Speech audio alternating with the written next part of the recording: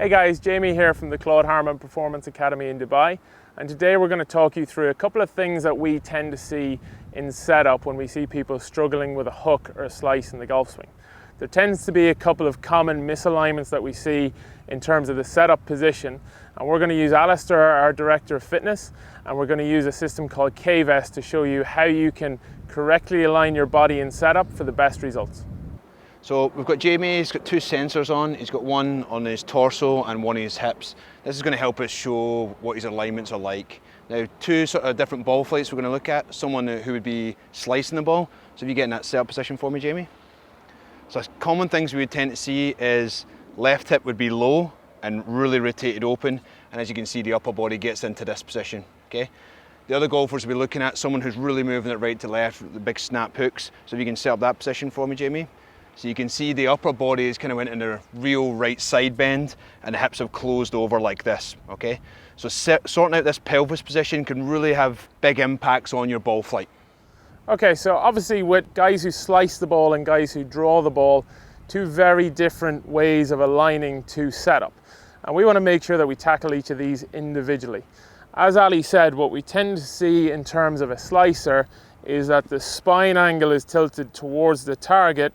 The left hip tends to be a little bit lower than the right, and we also see they tend to be open to it. So for me, one of the big things that I like to do when I'm trying to get guys into a setup is to feel, first of all, they just bend straight forward from their lower half, so from their hips. And if they struggle with a slice, what I then want them to feel is that the club is going to touch the inside left part of their leg. That helps us get two things corrected. It helps us allow the pelvis to stay square to the target and allows us to get them into a little bit more right side bend. To me, that's crucial when you're getting rid of a slice, as it will really impact the path of the club coming into it. Second to that, when we see a drawer, we've obviously got the opposite problem. They're already in too much of that right side bend. So for me, again, one of the things I like them to do is just hang the club from their shoulders like that, try and get their hands to their knees at the same time, and then from there grip the club. The chances are they will try to go a little bit more to the right at address, which is fine as long as they're starting from a level position. Where they will normally go into a setup, the right shoulder, right hip get very low and they create too much of that side bend. So very simple. For slicers, what we're trying to do is just bend forward, touch the club off the inside of the left knee and address. Generally speaking, you'll be pretty close there. And then for drawers, we want to get the hands level, touch the knees at the same time, and then grip the golf club.